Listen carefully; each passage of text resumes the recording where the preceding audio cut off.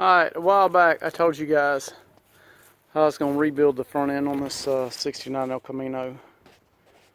I did a disc brake conversion on it when I first got it and put drop spindles on it and realized how bad the front end was. They had replaced the upper ball joints, but the lower ball joints were wore slam out. They put new springs and shocks on here, but when I took the other side apart, I noticed this bent shock here. I don't know how in the world that happened. But, so, I've got this side done already. I put new tubular control arms, upper and lower. And I put KYB shocks on it. Put the new springs back in it. So, all the suspension on this side is fresh, and we're going to do this side over here, which the lower control arm comes off. Take that bolt right there out. There's one on the front and one on the rear, and then there's two bolts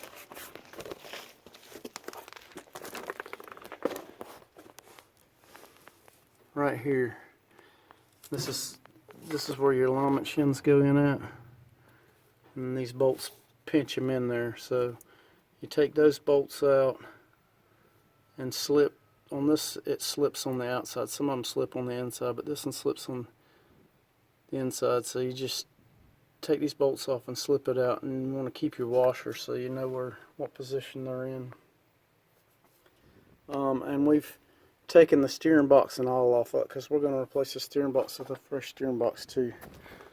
So that's what we got. I'll take this upper and lower control arm out and drop this spring. But you notice I've got the shock is holding it right now, but I also got a floor jack up under a lower control arm.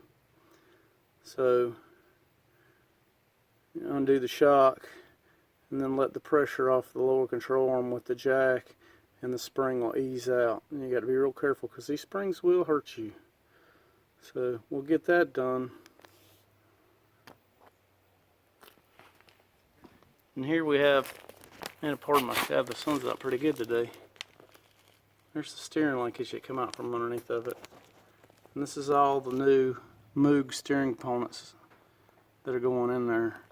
And then I got these Trick CPP adjusting sleeves to replace the factory adjusting sleeves, which just pinch on there. So these are threaded and they've got jam nuts on them. Really cool piece. And it just neatens it up a lot.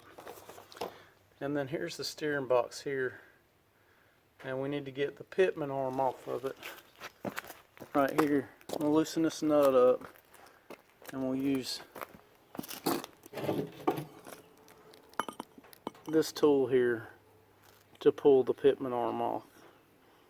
And once we do that, we've got a brand new CPP 500 series steering box to go on here.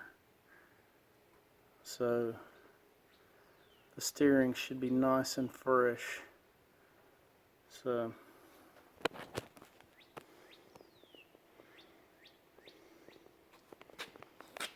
like I said, good looking piece. Oops. Got this billet cover that goes over the top of the box here and dresses it up right nice. And then, like I said, all these Moog steering components, and this truck should handle like a brand new one. So we'll get this going on, and I'll show you as we get it together. We got these parts painted yesterday, all the steering linkage, and it was a beautiful day yesterday, and it's rained here all morning. But we got all this stuff we're going to get dried off and get assembled. We've got our steering box here. We got our nut loosened up. So we'll put our puller on here and pull this Pitman arm off so we can get this steering box ready to go on. So we'll do that, and then we'll assemble our steering linkage. We have our driver's side front suspension disassembled. So the upper control arm bolts on these bolts right here, and then the lower control arm fits in these pockets right here, and that's what holds the front suspension together. As you can see, this is the passenger side, so you can see pretty well now. It goes on these bolts. The shims go between the frame mount and the control arm, and that's what changes the alignment on it.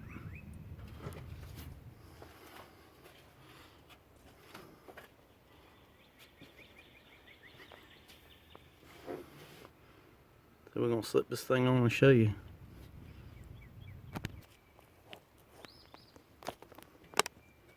Alright, you can see we got it slipped on here. And then put the alignment shims in here, just like they came out once you give the front end guy baseline. Alright, there it is with the shims in there. We just got to tighten the nuts down. That's the upper control arm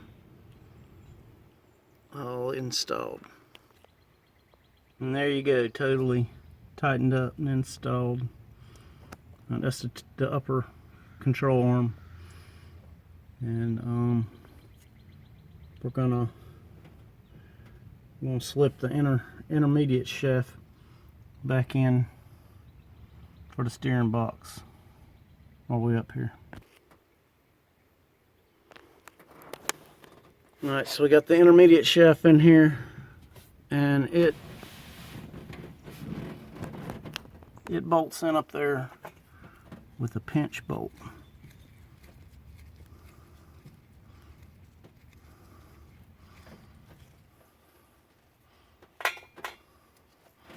Which goes right in here.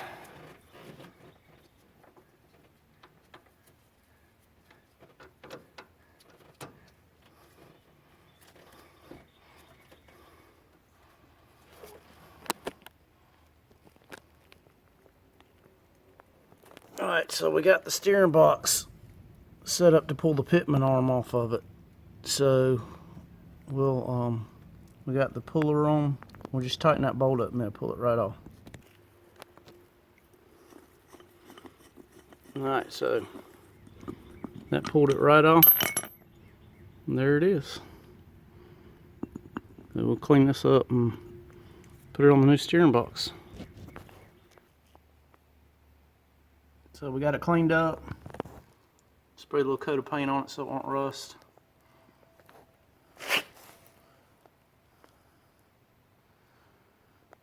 Let that thing dry for a little bit. We'll be ready to put it back on. So we'll go put the lower control arm on and assemble the steering linkage. Alright, upon closer inspection, I missed some spots on my steering linkage. So after I sprayed the Pitman arm, I resprayed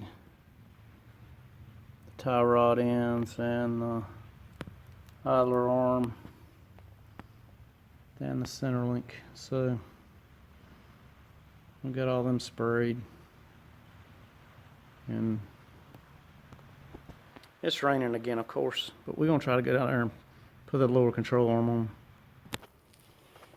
Like I said, the lower control arm slips in this hole or this slot and this slot, with the bolt going through that holds it in on both sides. So we're gonna slip that in now. Arm stuck in. So get the spring in, and start reassembly. We got the front suspension put back together now. I'm going to put the wheel on it, jack it back up, and get the weight off the suspension so we can hook these end links for the sway bars up.